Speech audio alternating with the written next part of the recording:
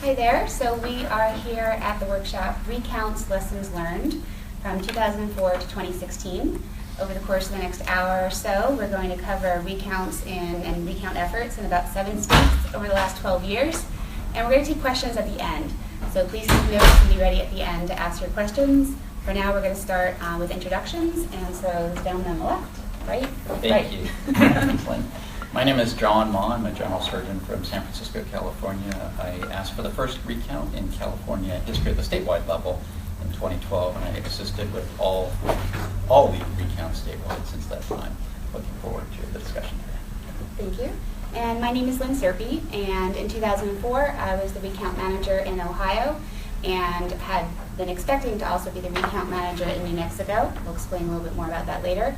In 2016, I was the deputy recount manager for efforts in Michigan, Wisconsin, and Pennsylvania. My recount experience has been working on behalf of Green Party candidates who had standing to file and demand the recount efforts. And my focus is usually on voting system reform, so I think it's important not just that votes are counted, but votes count towards the result. And so my area of specialty are around issues like ranked choice voting and proportional representation. My name is Halvorson. I'm the founder and former director of Citizens for Election Integrity Minnesota, a nonpartisan organization. We focus on transparent, verifiable, and accurate elections. And I started the group coming out of the 2004 Ohio presidential recount. I have observed 4 statewide recounts, 6 statewide audits. I've convened a group of largely election officials to create a recount principles and best practices document. Plus, I've created, with the help of many people, two searchable databases, one for statewide audit laws and one for state recount laws. And the topic of recounts is one of my favorite topics to talk about. So I'm going to begin with just some quick background. I'm not going to make this too wonky, but to begin with, this may sound a little bit strange, but we strongly recommend manual counts for all recounts. You may say to yourself, well, isn't that how recounts are conducted? And let me read this statement so I can be absolutely precise. A careful manual count of the original paper ballots is the most trustworthy way to determine the accuracy of the election day tally because it provides the only independent verification of the ballots. A manual count avoids the use of voting machine software that may have been misprogrammed or could be vulnerable to cyber attacks.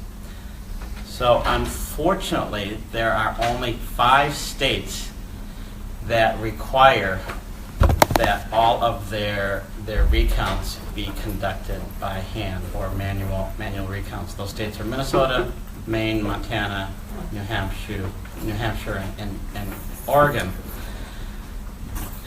There are the way most states conduct their recounts are what we call in the recount searchable database, a term we describe as retabulation. A retabulation, for those of you from Wisconsin, you would know that it's taking your paper ballot during the recount and putting it into the optical scan tabulator that counted the ballot on election night. It's just reinserting the ballot in the optical scanner. So it's using the same software, the same tabulator on election night. That's how most recounts are conducted in the United States. Wisconsin counties can choose whether to do hand counts or recounts.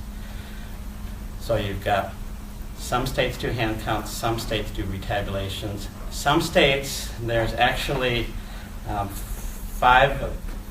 6 of them: Pennsylvania, Louisiana, Delaware, Georgia, South Carolina, and New Jersey.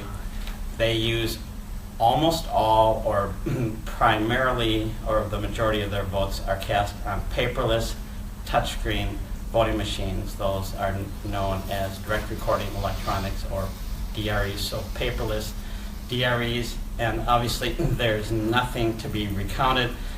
In those states, what they simply do is examine the printouts from those DREs, or they run the same electronic tabulation from election night. Obviously, there's nothing to be recounted. So in 2016, about 25% of the votes cast in the United States were cast on those paperless touchscreen voting machines. That was down, fortunately, from 2008, from 31%. We'd like to see that at 0 sooner than later. So that's just really quick overview to provide a little bit of backdrop for some of our recount laws.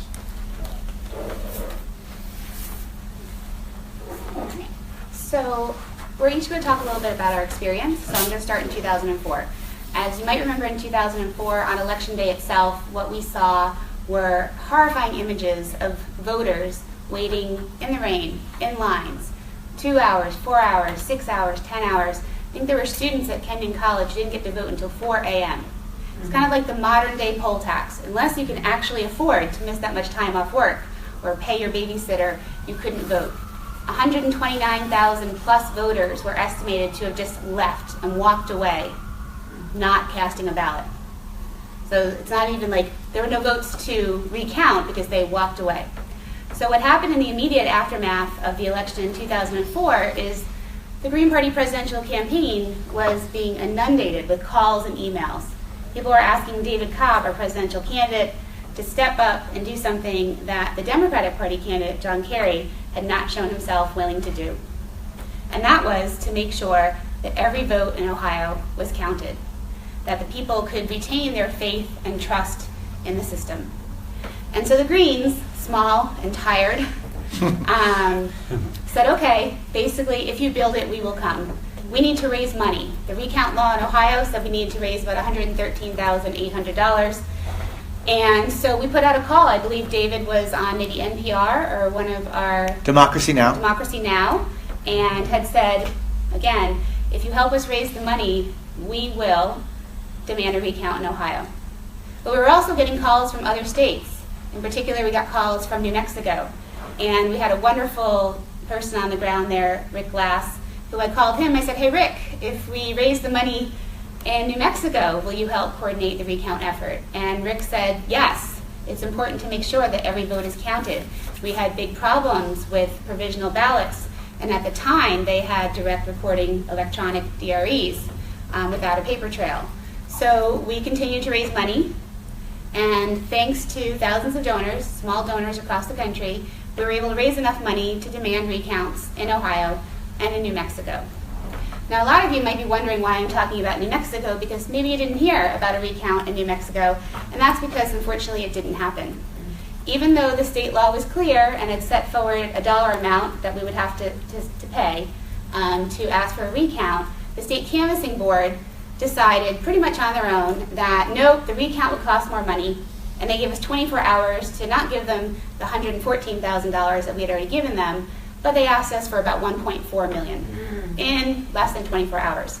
And in 2004, this is before social media, Facebook, Twitter, that was just beyond our capacity. And so unfortunately, we weren't able to have a recount in New Mexico. But I'm going to come back to New Mexico because what happened there in the aftermath of the recount is a really inspiring story. So back in Ohio, we paid the recount fee, and the Secretary of State was Kenneth Blackwell. Kenneth Blackwell, a Republican, who had basically pledged to deliver Ohio to Bush, had been, I think, the chair of Bush's election campaign in Ohio. He had been making a number of decisions, even in the lead up to the election, around provisional ballots and where they could be cast, had been making decisions about purging voter rolls, had been making decisions about allocation of voting machines that really resulted in those long lines I mentioned. So Kenneth Blackwell was the Secretary of State, and he issued directives to his county officials about how the recount should or should not be managed. So for those of you who have never been involved in a statewide recount, the county election officials, the registrars, the county clerks, they have enormous power over the implementation. So while there's a state election code, it lays out the principles. It doesn't actually detail the implementation. And those details are often left up to those county officials, who usually haven't had that much experience, certainly not in a presidential election with what could have been, although in 2004 was not massive media intense scrutiny. That was maybe a little more so in 2016. So there are 88 counties in Ohio.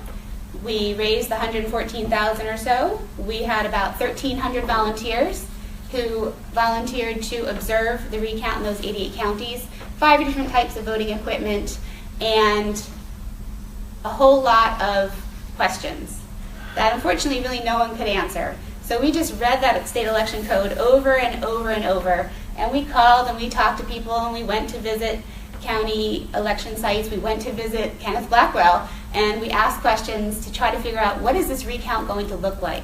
How can we prepare our 1,300 volunteers for observing a recount? Because if you remember, 4 years earlier, the recount in Florida had been shut down through the Supreme Court. And 4 years earlier, the recount in Florida had been a lot around voter intent with the hanging chads. Whereas this time around, what had happened in the aftermath of the election was not just those visual images we all saw on television, but there had been hearings around the state of voters again and again and again stepping up and saying, you know, I cast my vote a certain way, I'm not sure if it was counted that way on the direct recording electronic equipment, or I waited in line and I had to leave, or I cast a provisional ballot after waiting in line for 4 hours. I was at the right polling site, the physical location, but they sent me to the wrong table, so I don't know if my vote was counted. Again and again and again, these stories were being heard. And these were really the questions we were trying to answer. So we had a little more time. We basically got started right after the election, and we had until early December to file the recount demand. There had to be certified results in order to then go ahead and file. And but there was also the time pressure of the electors. The electors are going to start voting around December 13th or so. So there's this time pressure. There's all these unanswered questions. There's 1,300 people who are either in Ohio or have come from all over the country, like a delegation from Minnesota, wanting to do something. And we had to figure out, okay, what is it that you're going to do? So, you know, we created recount manuals.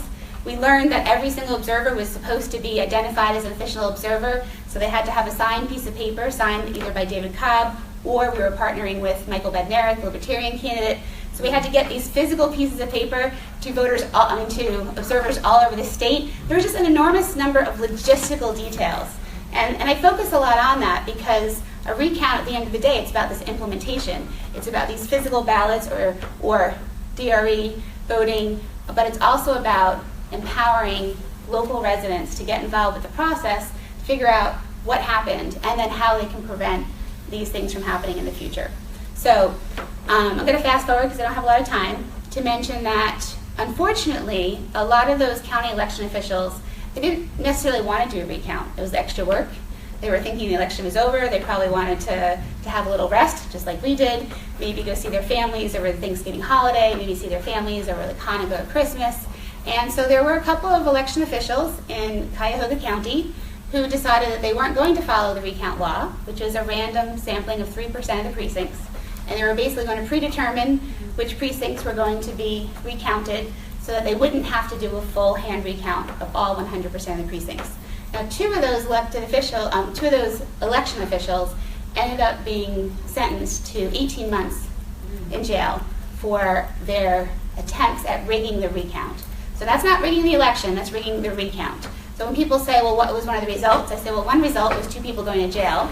And a much better result was Mark Halvorson establishing the Center Citizens for Election Integrity, which is this amazing organization that, fast forwarding 12 years later, when we had to figure out the election laws in Wisconsin and Michigan and Pennsylvania, there was this amazing searchable database that we could look for, because I mentioned not knowing was a big problem. So for me, the lessons learned in 2004 were that there's sort of 3 main ones I talk about. The opportunity for fraud exists at almost every level in the election process. And that fraud and voter suppression starts before the election, on election day itself, and then really even after in the recount and potential audit process. The opportunity for fraud exists. The second is that election officials seem to believe that there is an acceptable margin of error in vote counting. So if you count 100 votes one day, and then you count 98 votes the next day, and then you feed them through a machine and it says 98 votes, the fact that you certified 100 means nothing. Doesn't matter. They don't actually, at their core, want to make sure that every vote is counted.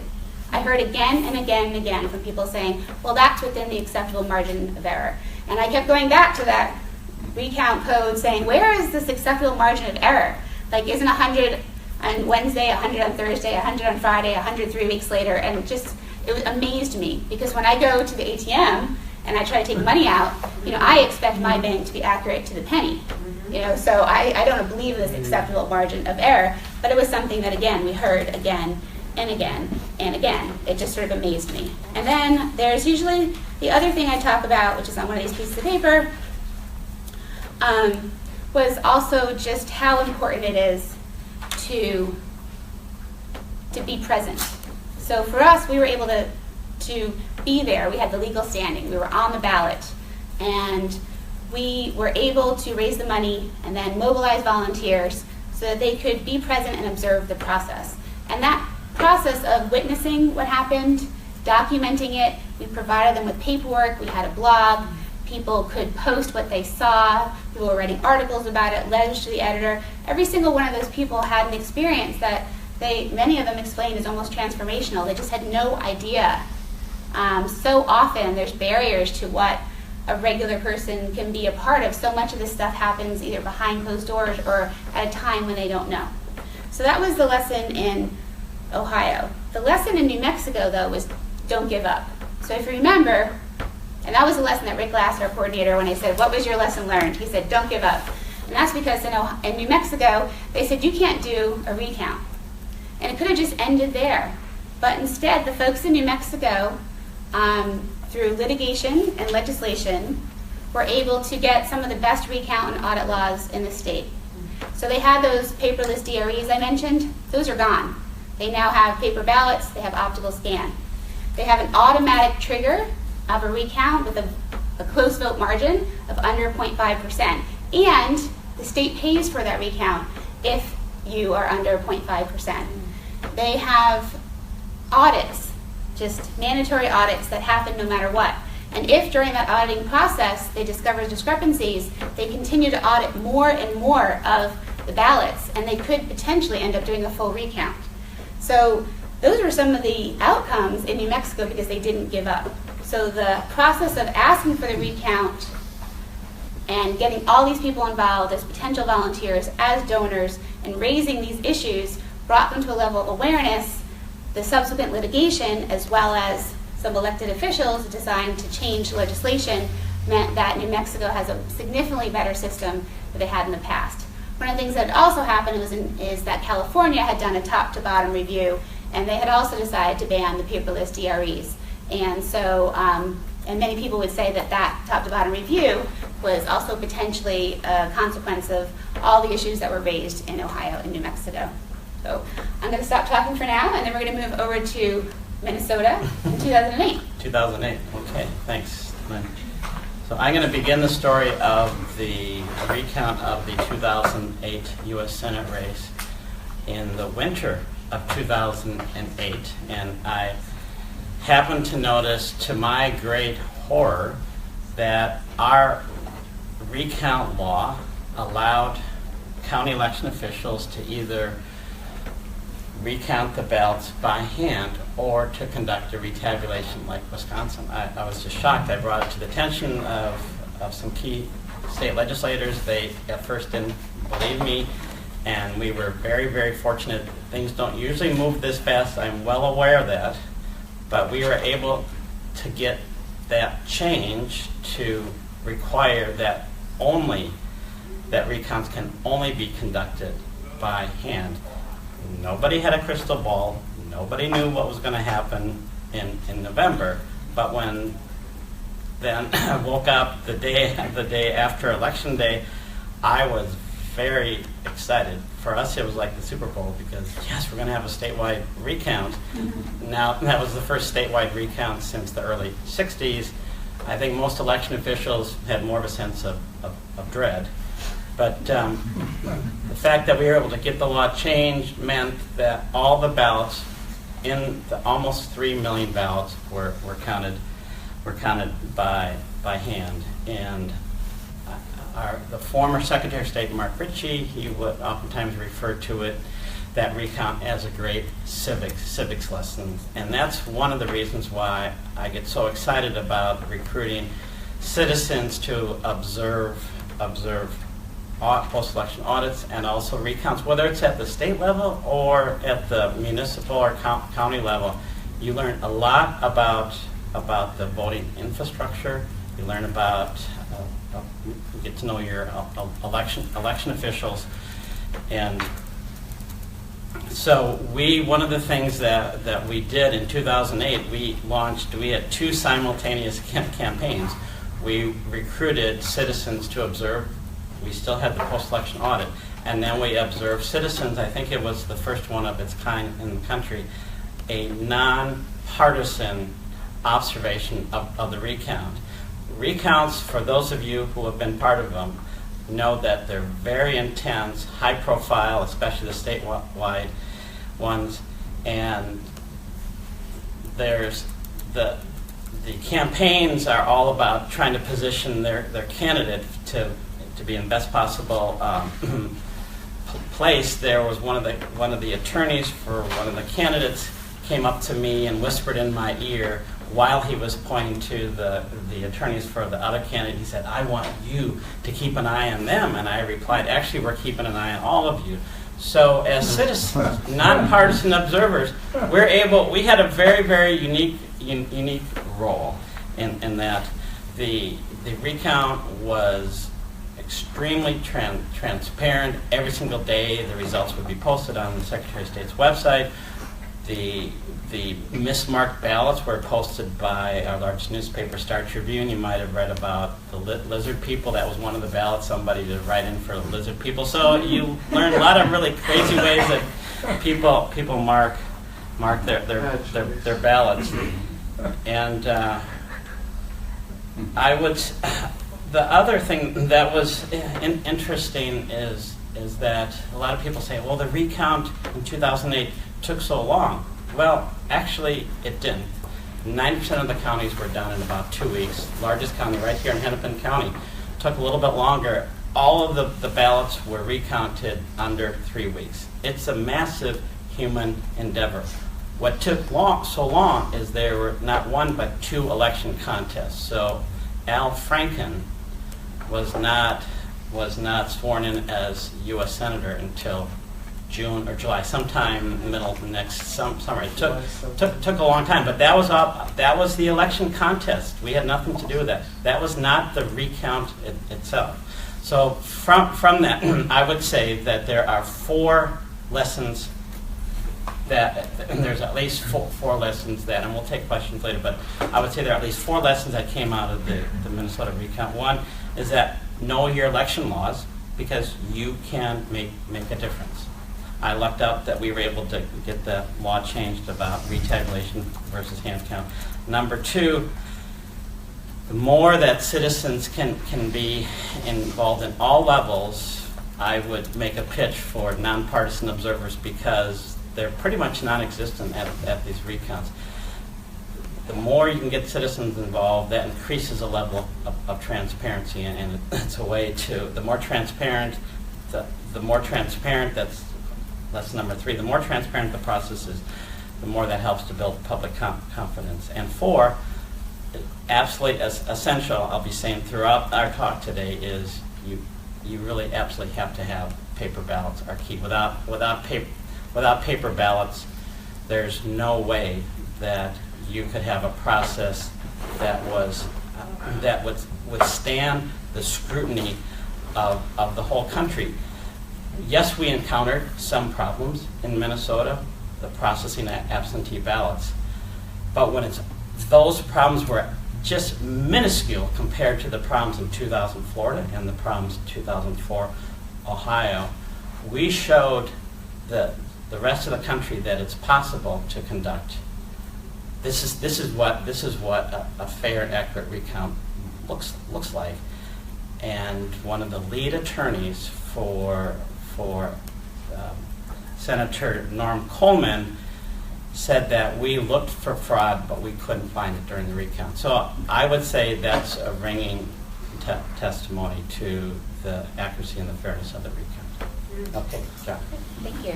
All right, and so now we're going to move over to California. Thank you so much. Yeah. Good to meet everybody. I'm a general surgeon. In my surgical career, I've witnessed the hidden toll of smoking, which is why I supported Proposition 29. Its goal was to raise the price of a pack of cigarettes by $1 a pack to fund tobacco control research. Big Tobacco spent $50 million in opposition. It lost by 24,000 votes. This was the closest statewide initiative in modern California history. I asked for the recount simply because the math didn't add up. On election night, with about 100% of precincts reporting, Prop 29 appeared defeated by 63,000 votes. By noon the next day, there were rumors of as many as 200,000 provisional, damage, and absentee ballots that were left to count in these unprocessed ballot reports that would soon be issued by the Secretary of State. As the canvass continued over the next month, that total rose to over 1 million. At one point, Prop 29 was now losing by only 12,000 votes. They had closed a 51,000 vote difference after counting 700,000 ballots, and 300,000 at least remained to be counted. They're very optimistic. These updates started to slow in mid-June, generating rumors that absentee ballots were being miscounted, or that voters were submitting their ballots late. Shortly after update on June 22nd, about 3 weeks after the election, with Prop 29 losing by about 29,000 votes and 100,000 left to count, the Associated Press called it a victory for the no on Prop 29's side. The yes side conceded inadvertently. The statement of vote was not due for another 3 weeks. It was around this time that I started talking with the campaign about requesting a recount, which had never been done for a statewide measure in California history, possibly because of the size of the state, the cost, and because a race had never actually been this close before. The elections code allow for a 5-day window between the 29th and the 34th day after the election. The challenge is you have to ask for the recount with incomplete information. You don't have the statement of the vote. The consensus in election law is to consider asking for a recount if the margin is 0.1%, which is regarded as the error rate of counting ballots by machines. Another trick is that in Washington and Minnesota, the margin was less than 1%, and it triggered an automatic recount at no cost to the candidate. The difference in California is that the requester must pay the full cost for the recount and make a deposit with the cost refunded if the outcome is reversed. There's another goofy thing about California. There's something called the pinball strategy. It's 58 counties, and you don't have to do the entire state all at once. You can jump around from San Diego to Los Angeles to San Francisco to Marin, as long as you keep them within the recount request within 24 hours of each other. If you're really interested, there's this article by Brian Frank in which he likened a recount to a game of checkers. So on July 4th, I was forwarded this spreadsheet by the Dewey Square Group. This was the communication firms that ran the Yes campaign. What they had been doing secretly was auditing the county and Secretary of State websites. They'd been calling the registrars every day, asking them, how many ballots do you have remaining? They projected a margin of defeat of 23,000 votes, 0.2%. The campaign said that would be too high to ask for a recount, that it would be futile. But I noticed something really interesting. On that final unprocessed ballot report, it said that there were 64,000 votes yet to count. In this final spreadsheet, there were 88,000 votes added. There were 24,000 more votes than anyone had ever said were left to count, and it was going to lose by 23,000. And so, this late in the election, we're now a month after Election Day. Why are these estimates so far off? Could there be errors or fraud at play? That's the reason that I asked for the recount. I went to the Secretary of State's office. We started with 191 precincts in Los Angeles because there were rumors that absentee ballots had gone missing in multi-unit large apartment complexes. The recount would ultimately extend to 4 counties. It took over 3 months, and it was at a cost of over $250,000. When the statement of the vote finally did arrive, we found 2 initial major discrepancies. In their final report, the Los Angeles Register had reported that there were over 25,000 votes yet to count, but they only added 184. Placer County, on the other hand, only reported that they had 5 ballots left to count, but they added 26,000 votes to the total. In the end, 250,000 more votes were added to the totals than had ever been reported to the Secretary of State. So we began in Los Angeles with a machine recount. Over half of the precincts, as you might expect, reported totals different than on election night, though the differences were small, 1 to 3 votes, not unexpected. However, there were situations in some precincts where they missed as many as 21 ballots, and with the yes side gaining 9 votes. We later determined through the recount that it was due to this faulty machine reader, which had counted 67,000 votes on election night. You know, we looked very closely at the absentee ballots. We found many that arrived too late, a lot of military ballots. Essentially, we found 10 voters who voted twice. These are mostly seniors who vote absentee, forget that they've done so, go to vote provisionally in the polls. They had stopped prosecuting them. We found envelopes that were not signed. For every imaginable reason, we found signatures that didn't match the registration. If you printed the signature rather than signing in cursive, your ballot got rejected. Sometimes we would find 2 ballots in a single envelope, probably a husband and wife who were trying to save postage. But I really don't understand because in San Francisco, the postage is paid. And I think it's not fair that it's not the same across the entire state. More concerningly, we found over 1,000 instances of provisional ballots where when you opened it, it was empty, or it had been documented on the envelope that the voter had taken their provisional ballot, put it into the machines by accident, and so they were documenting that error. Trying to remove all of those votes from the legally cast votes is truly impossible. You know, as I walked through the registrar's office, I saw this was, now they're beginning preparations for the November election, and you can see that the envelopes to mail all the voter materials had been prematurely opened. You know, some of these envelopes included a note saying that the voter was now deceased. An investigation before the November 2012 election in California would reveal that there were over 25,000 deceased voters on the voting rolls in California, some of whom have been shown to have voted in 5 consecutive elections. It's pretty impressive, zombie voters do exist. So in LA, over the course of 19 days, we recounted over 1,000 precincts and over 90,000 ballots. What we found is that almost 800 ballots had been missed by the machines. That's a near 1% error rate by the machines. The yes side had gained 250 votes, and if you projected that over the state of California, we might have been able to close a gap of 15,000 based on that, but not the 24,000. Placer County is also where the No on 29 headquarters were located, and they had precincts where there were over 80% turnout in an election where the statewide turnout was about 26%. A former registrar later shared with me, you know, there are explanations for these unusually high turnouts. It's in place precincts with very high numbers of nursing homes. They have a very strong program in Placer County to have elections officials go to nursing homes and to help people register and even to fill out and complete their ballot. Ultimately, the answer to the 25,000 vote discrepancy in Placer was that here they did the opposite in Los Angeles. The registrar would keep updating and say that they had processed their ballots, but they actually didn't report their totals until the very last day of the canvass. And so what we were discovering is that these procedures are not standardized across the state. They're quite arbitrary and open to interpretation. I know I'm running short on time, so I'll just try to summarize really briefly.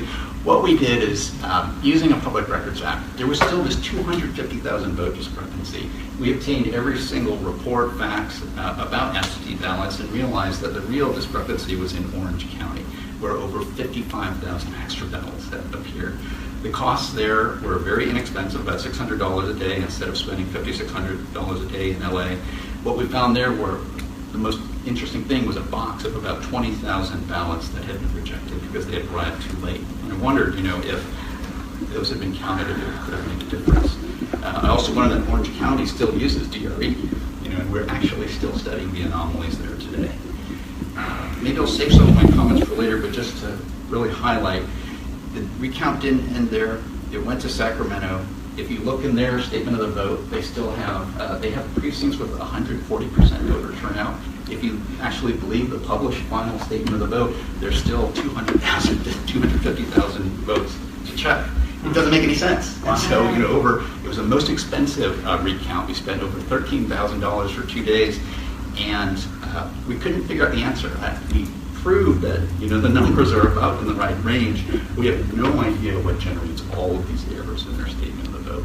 What we were really looking for was this all along. Maybe just to finish the Prop 29 story, this is a photo that was sent to me months later. It is of a county, a very the county here, Kern, that's in blue, but actually turned out to be in red.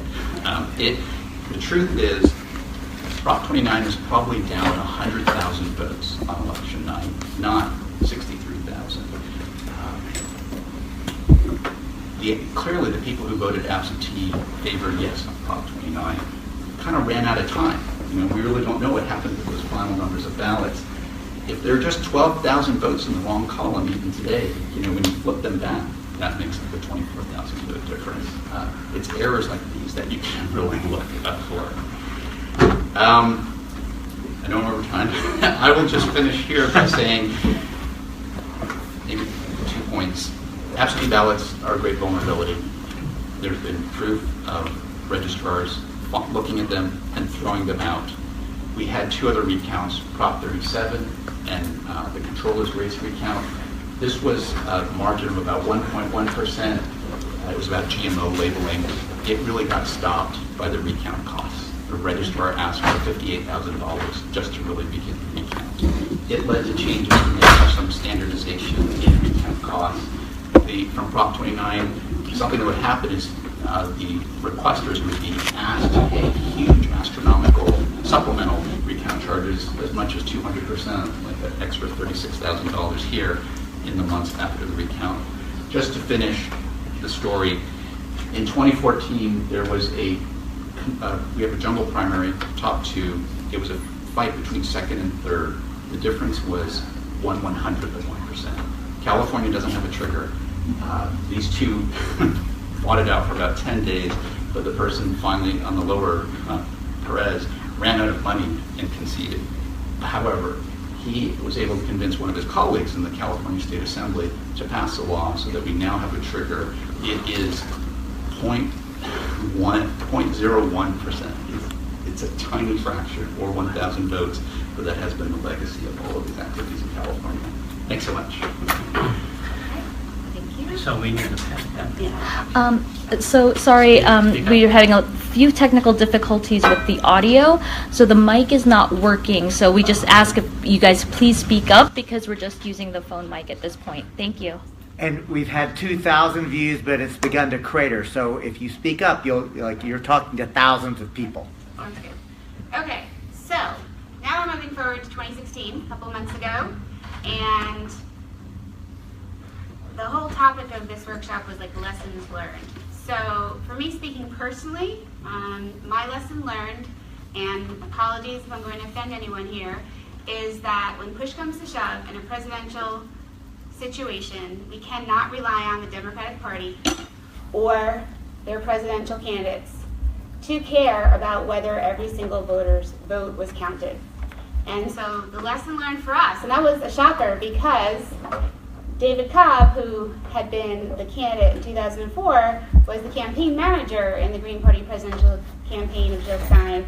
And the 2 of us had actually joked late in the fall, well, at least we don't have to worry about recounts because we're pretty sure Clinton or Trump, if there's any problems, that they have both the resources and the temperament that they will make sure that their voters' votes were counted. So unlike in 2004, when basically the day of the election and within 24, 48 hours, we had been flooded with requests from people all over the country, please step up and help ask for recounts in New Mexico and Ohio. In 2016, we didn't anticipate that happening. And in fact, in the early days, in the first few days after the election, probably because many people were stunned, it didn't happen. But as time moved on, the second week of November, the third week of November, it became clear that the Democratic Party and Hillary Clinton were not planning on asking for any recounts. And so yet again, people came to the Green Party and they said, please, we have significant concerns about what happened. Whether it's the paperless DREs in Pennsylvania or the 90+ thousand undervotes, blank votes for president in Michigan, whether it was the reports of broken scanners in Michigan, whatever it might be, the concerns added up. And so people came to us and we talked about it, because now we're 2-3 weeks after the election. It's the week of Thanksgiving. Many of us had holiday travel plans, maybe to see family we hadn't seen in a while. I believe Jill herself was going on a hike in the mountains somewhere, maybe in Maine with her family. I was traveling to see my family. But it was compelling enough to us, these issues. It was compelling enough to us that people did not believe that their votes were counted. So that's different than necessarily believing that they were stolen or it was rigged. It goes to something deeper. It's whether or not they had faith in the integrity of their voting system. And so for many of us on this campaign, I mentioned Rick Lass earlier, he was also now working in 2016. So David and Rick and I, we had been through this in 2004, and we were some of the few on the campaign who had. We knew how much work it would be. We knew how much work it was for one state, and now people were asking us to get involved With the in runway. 3 states. And we had 3 weeks to prepare in Ohio, and now it was the day before Thanksgiving, and we were literally on a conference call. And David said, oh, I got to get off, Jill is calling. He gets back on the conference call, and he says, okay, we're going for it. And I was like, okay, my train's in 35 minutes. I'm supposed to get my brother's. But just like in 2004, we basically said, if you build it, we will come. We said, if we can raise the money, we will ask the recounts. Now, in 2004, in New Mexico and Ohio, the amount of money was prescribed in state law. As I mentioned, in New Mexico, the State Board of Canvassers had sort of decided on their own, well, we're just going to increase that fee. Turns out, about 1.5 years later, that litigation I mentioned, the New Mexico Supreme Court had said, actually, you weren't allowed to do that, and you should have had a recount. Unfortunately, the ballots had been destroyed at that point. But this was an important lesson learned for us. Just because they say it's going to cost a certain amount of money doesn't mean that that's what they're going to say when you actually go file. And we experienced that exact problem when we went to go file in Wisconsin. There hadn't been a dollar figure prescribed in law, but we looked at the last statewide recount, which had been about 550,000, but they had about half the number of votes. So we figured it would probably run us about 1.1 to maybe 1.5 million. But we also knew they could decide to charge us whatever they wanted. And in fact, they ended up asking for 3.5 million. So some people were wondering why we kept asking for more money, and it was because, gee, the fee that we had expected went up. It had tripled. But we had learned that lesson, so we had built that into our fundraising plan. We had also sort of learned this lesson because in New Mexico, one of the reasons that the State Board of Canvassers, that Governor Bill Richardson had not wanted to do the recount was because he said, well, it's not going to change the outcome. And that's something that sort of John talked about a bit, is like, is the purpose of a recount to change the outcome? Well, for us, it's not. The purpose of a recount is to make sure that every vote is counted, to restore or try to give people faith that their votes are counted. So for us, it's not about changing the outcome. But in the law, this idea of having legal standing as a candidate, and so Jill was on the ballot in Michigan and Wisconsin and Pennsylvania, but she wasn't going to win those races. She was coming nowhere close to those races. And that became a problem yet again in Michigan, where the courts decided that because she had no chance of winning the state, therefore she didn't really have any standing to demand an election, which is why 2.5, 3 days after the recount had started, the recount was halted. So these lessons that we learned in 2004 were echoed in 2016 and reinforced.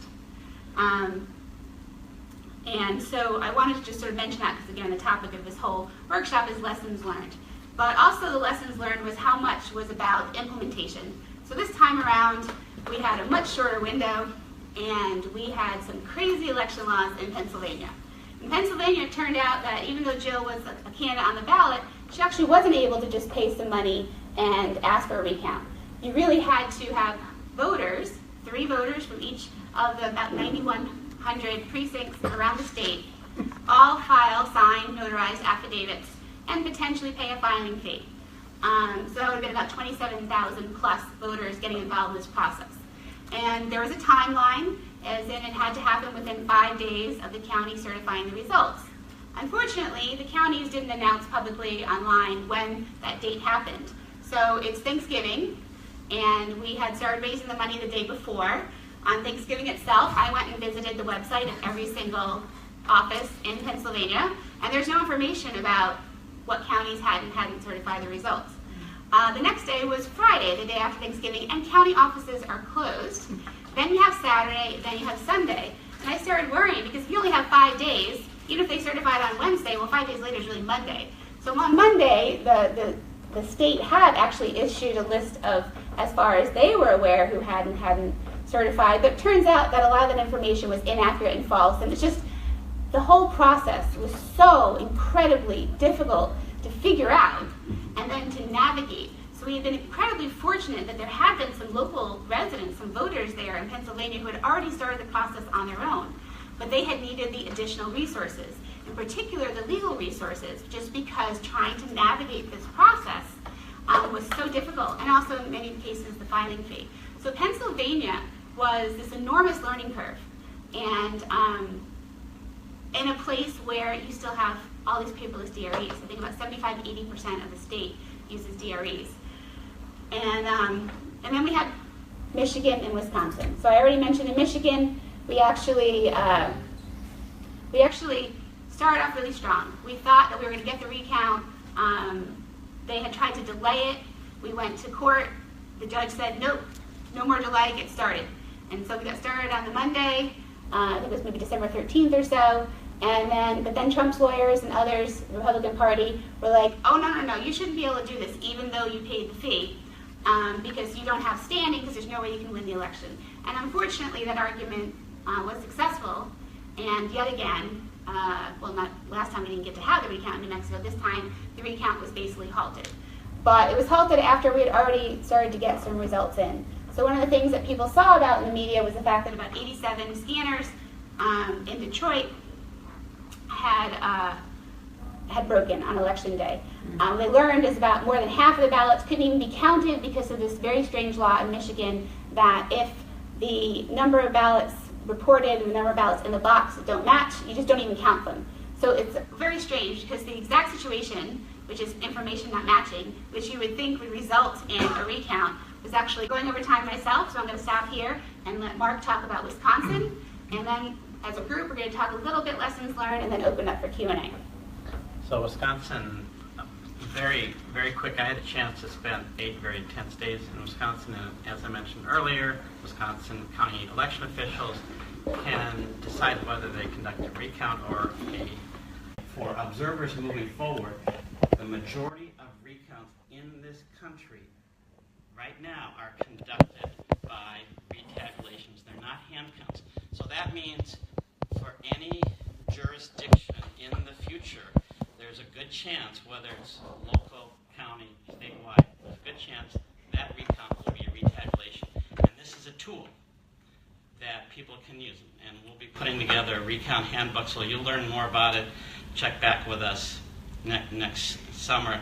Let me just flip right to some, where do we go from here moving forward? Five things quickly. Number one, no surprise, ban paperless DREs. Hopefully we'll get that number down quickly. Number two, conduct publicly financed, robust, statistically based audits known as risk limiting audits. That's a routine check on the vote count from election day. Number three, Like they have in New Mexico. Yep, they have a similar.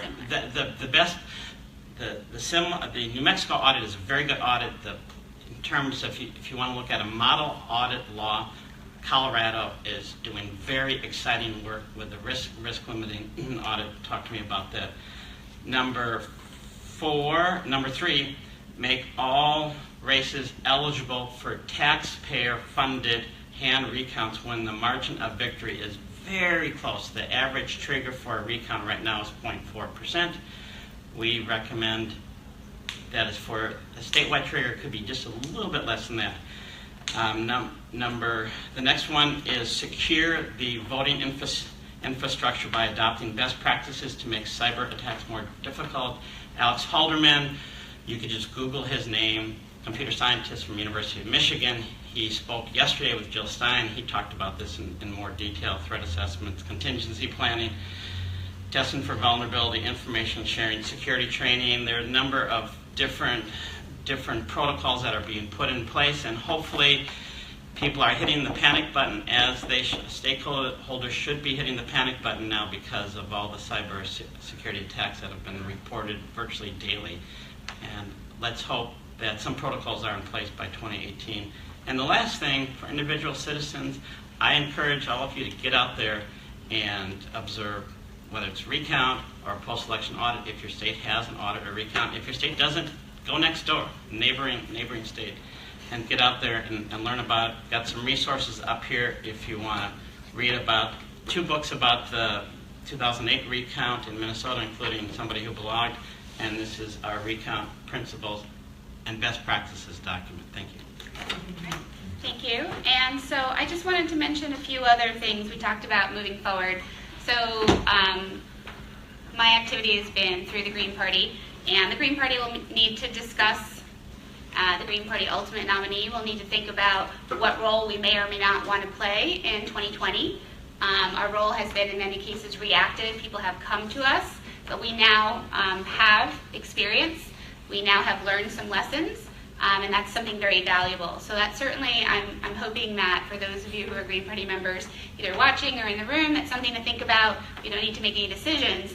But the other piece that I wanted to mention is that for the Greens, we tend to think of things holistically. And so this piece is part of not just sort of election integrity, but it's also part of what we call voting justice. When I had talked about those scanners that had broken in Michigan, it was in Detroit. It was in predominantly black neighborhoods. When we talked about those long lines in Ohio, it was predominantly in neighborhoods of people of color, poorer neighborhoods, student neighborhoods. Jill Stein, our candidate, likes to talk about this in terms of like Jim Crow. And so for us within the Green Party, we see this as part of a larger voting justice movement, and so we want to connect people in those movements. As I mentioned, for me, I'm a voting system reform coordinator. I want to not just make sure that your vote is counted, but it counts towards the result and helps get someone elected who represents you through systems of proportional representation. The big thing, though, is showing up. So it's getting informed, it's learning your laws, it's finding out whether you can ask for a recount yourself or not. It's making sure that you tell all your friends and your family that if they have any problems on election day, they should not just call into election protection, but they should document it, they should write about it. They should let people know when they have problems. We are accepting, as citizens, we are accepting a level of disarray and dysfunction in our election system that we would not accept, as I already mentioned, like in our banking system or in so many other facets, and yet this is such a core part of our democracy. So moving forward, the urge is to people is to visit websites like Citizens for Election Integrity. I mean, a searchable database of recount and audit laws may not sound all that exciting, but it's actually fascinating. It really is, and also learning the differences. Even one of the reasons I was excited to be on this panel was because we were going to talk about 6-7 different states. I was going to find out which are the states that still have paperless DREs, which are the few states that actually do manual hand counts, because things make a difference. I have somehow become an expert in this little topic that, I would never have imagined. And that when I try to explain to, my friends, a lot of times they glaze over until it becomes important. So the thing is, this becomes important to people when they get an election result they don't like. And that goes back to what I mentioned earlier. It's not just about changing the outcome. In fact, most of the time, at least for us, it's not about changing the outcome at all. It might be for others who get involved. It's about ensuring the faith and the integrity and the accountability of our voting system and making sure that all votes are counted. So moving forward for us, we have a lot of decisions to make as a party, as a Green Party. And it's hard because often it's the candidate who has legal standing. I was mentioning over lunch with these gentlemen earlier today, we might want to think, do we want to try to set up a fund for in case we do recounts in the future? Maybe we'll look and see which are the states that still have paperless DREs, or which are the states that have full hand recounts, or which of the states that have historically, like Florida, as John mentioned, have historically had problems. Maybe we might want to say, because again, for us, it's not about the outcome, it's about the integrity of the system. Maybe we'll want to identify in advance some states that we are strongly considering asking for recounts, because at the end of the day, it's also a tool. And we should use every tool we have because we have so few of them. So those would be my final words. I don't know, John, if you wanted to say something, and then we'll open it up to questions. We'll do the questions. Okay, John doesn't want to say any more. Alrighty, so does anyone have any questions? All right, so we're going to do this. I'm going to give everyone a number. David Cobb does this as well. So you're number 1, gentleman in the red, you're number 2, gentleman in the front, you're number 3. So we're asking for questions primarily, and then even if you don't like our answer, don't engage in debate. And you gentlemen are number 4. Question number 1. Perspective on Mexico. I'm from New Mexico, and I was there during 2004. Great. It wasn't just Bill Richardson. It was The three members of the state canvassing board were the Supreme Court Justice, Chief Justice, a Democrat, Bill Richardson, a Democrat, and the Secretary of State, I believe, a Democrat. They imposed $1 million recount fee arbitrarily off the top of their head. And then we went to district court, and the district court judge put in by Democrats also stifled that. It was Democrats stifling that recount all the way. This was after John Kerry said he had legal teams on the ground in all 50 states and the District of Columbia, and they were going to fight for everyone's vote. The Kerry campaign never stepped up.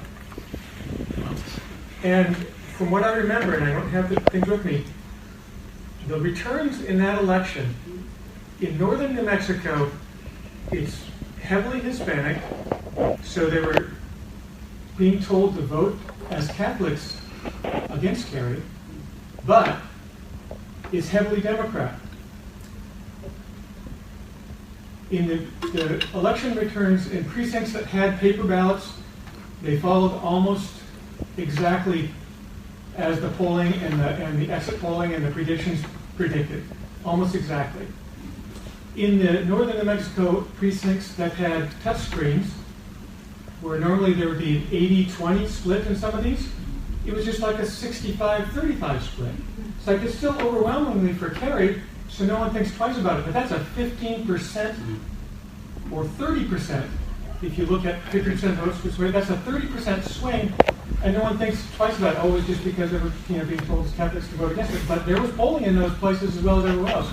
Only in the touchscreen places where they preserved that record, that what happened in those counties, and the stifling of the recount destroyed the evidence, the hacked process. Thank you. So we have 2, 3, 4, and David would be 5, and then most likely we will be out of time. So please be mindful so everyone has a chance to ask. So number 2 is the gentleman in the red shirt who just put a green shirt on over. Green on the outside.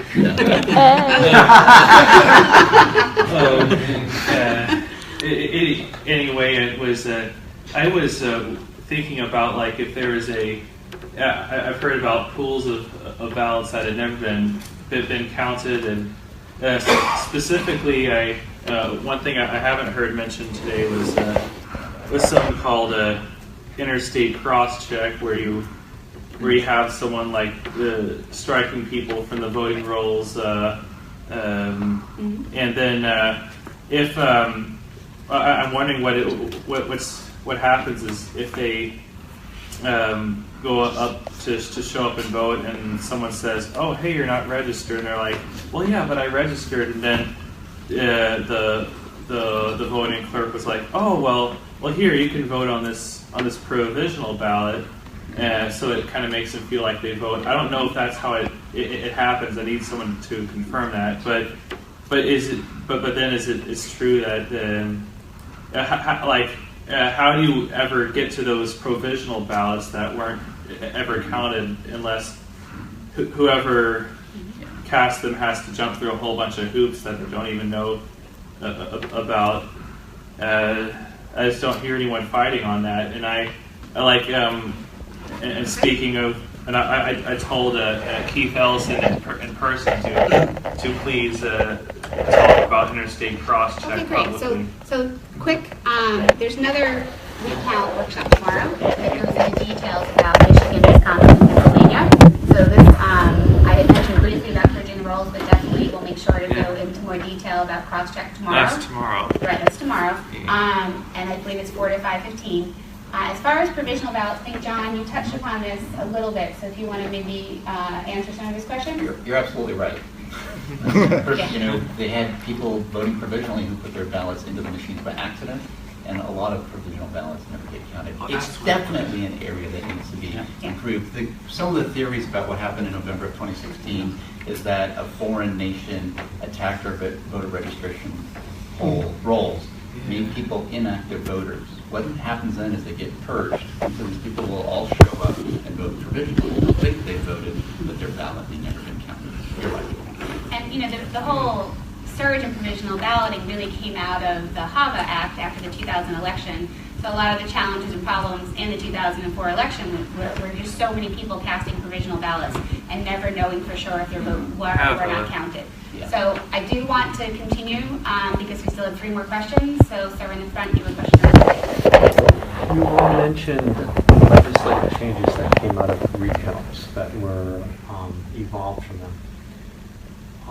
In the middle of a recount, it's kind of hard to think about long-term change, but I'm wondering what can be done during a recount with an eye on longer-term legislative changes, whether it's like keeping the right documentation, building relationships. What can you tell me about that? I think probably all 3 of us want to touch upon this one. Yeah, So, you guys start.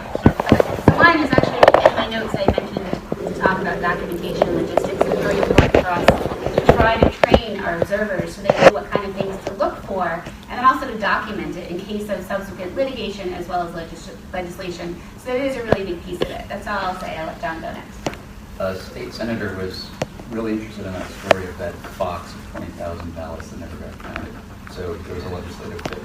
Now in California, you have up to 3 days if a ballot is postmarked or stamped that it can be counted.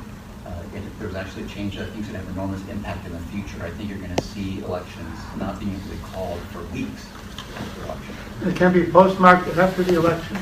No, it must be postmarked before election day. It can be FedEx, UPS, but it has to have that stamp on it. I think it may impact something far into the future. Thank you. So question number 4, I think it was gentleman in the white. Thank you all for your work. Really important.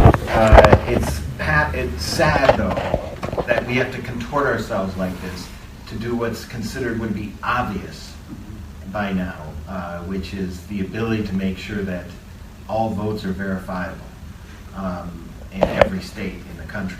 But part of me is like, there's so much to ask about. I have so many questions. I won't go into all the details.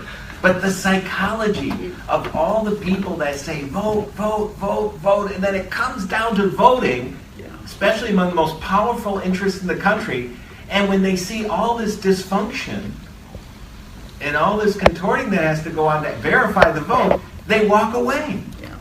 I mean, 2004, Kerry's got 54 million in his coffers after the election, the most of any money of any presidential candidate. 18 million is put aside for recounts.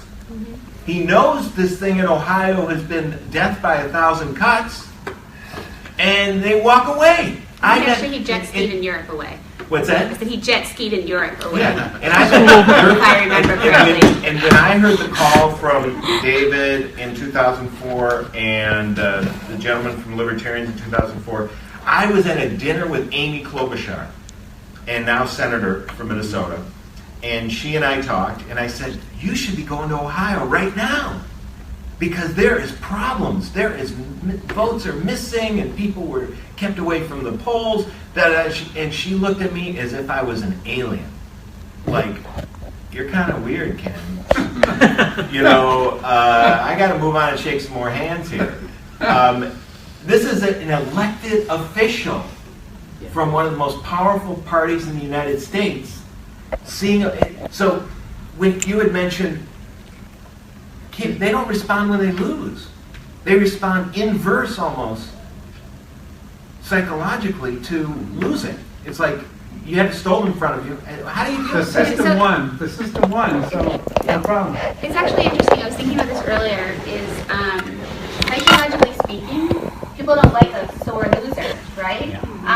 And so I think that really plays an impact on candidates when they're deciding to ask for a recount or not. So number one, there's this idea, you don't want to be seen as a sore loser.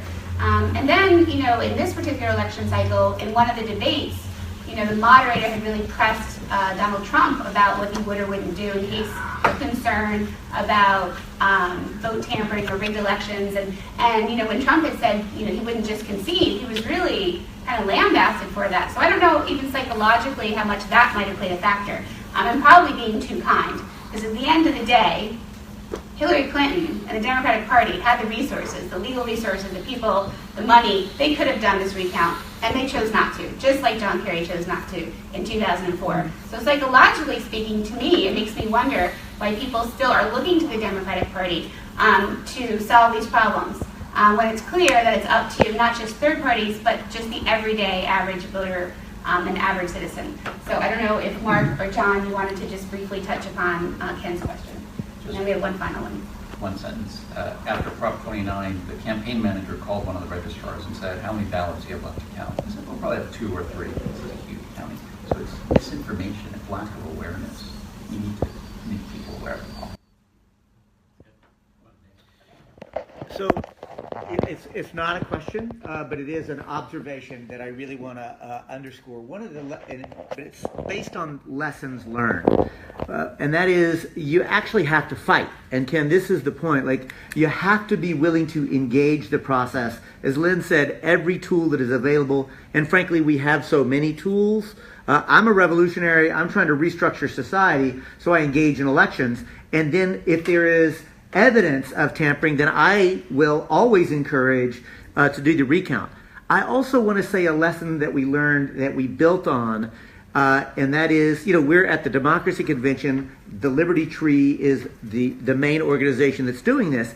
Another of the projects that we actually created was called No More Stolen Elections. And we literally were able to put thousands of people in the election of 2008, and we were literally doing, we convened the space to say, if you were having problems and you had problems, then host town forums, raise up the hue and cry. We did it in 2008, we did it in 2012, we were ready to do it in 2016. The point I'm making is this: if you are interested, go to the Liberty Tree Foundation for the Democratic Revolution, No More Stolen Elections, and you'll actually see ways that ordinary people can be prepared when these sorts of things come up. So, no more stolen elections. And Ken, especially for you and others who are looking at the systemic nature of it, we also call for full publicly funded elections, ranked choice voting, proportional representation, ending felony disenfranchisement, access to the ballot and the debates. The reality is this: if we are going to make elections meaningful, we have to count every vote, and Mark Halvorson is correct. They have to be done on paper ballots, otherwise you can't actually have any meaningful recount. But we also need to recognize that our elections in this country are some of the most undemocratic, disempowering processes that exist literally anywhere in the global north. All right, so thank you. We're all going to say a few final words if we'd like. So Mark, if you have anything you want to add. So I'm hoping with this last election, all these reports about the cybersecurity attacks and vulnerability, I hope moving forward, the few people that were making assumptions that our machines were somewhat secure and somewhat accurate, I'm hoping that they will no longer make those assumptions and be willing to. This is an area where individual citizens can make a difference. It's very rare that a citizen will show up at a canvassing board meeting, will show up to observe an audit, will show up at a pre-election, they call it L&A testing. If I was a citizen, a film crew asked me 2 days ago, what's one thing you would tell a citizen? If I could put that question to wind the clock back to December in Wisconsin, I would tell a citizen, there's going to be a recount in all your counties, and your county has a choice whether they conduct the recount by hand or by retabulation. Show up at that county board of canvassers, bring your neighbors, and make a lot of noise and try to force them to conduct a hand count. Now, that might have been a tough sell in 2016. I think that's going to be an easier sell in 2018. Lynne? Okay. John, did you want to? Just wanted to amplify that last point about recounts. They can be used like discovery. What the Prop 37 recount they were really trying to do, they knew they wouldn't pull back the margin. They were trying to find any credible evidence of election fraud, and they were planning to report it to the Department of Justice. I'm not suggesting anything like that as extreme, but during a recount, you can ask for whatever materials, the ballots, the machines, it's all fair game. A recount is a tool to get justice in our elections. Thank you. Thank you. And my final point was kind of going back to this idea of expectations. One of the biggest differences for me in 2016 versus 2004 was the social media universe and the constant demanding expectation, like at every minute.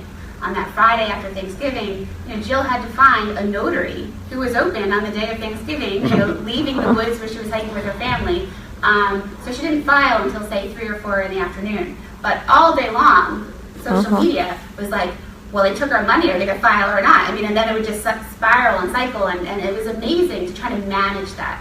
But it really was about the fact that people were so passionate, and that was a good thing. It didn't necessarily come out in the best way, but at the end of the day, I think that most people understand why at least we asked for the recounts.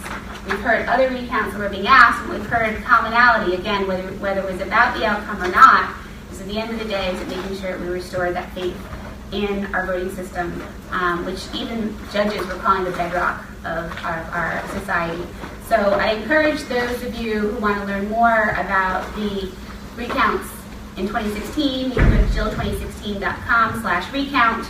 And there's tabs for Michigan, Wisconsin, or Pennsylvania. You can also attend the workshop tomorrow, 4 to 5:15. Mark Halvorson has this excellent organization, as we've heard, Citizens for Election Integrity, and that website is CEINN.org. John, if there's a way people can keep in contact with you or your efforts. Social media, just questions. All right, so John Maa. So thank you all for listening, for your questions, and everything that you've done to help on this effort.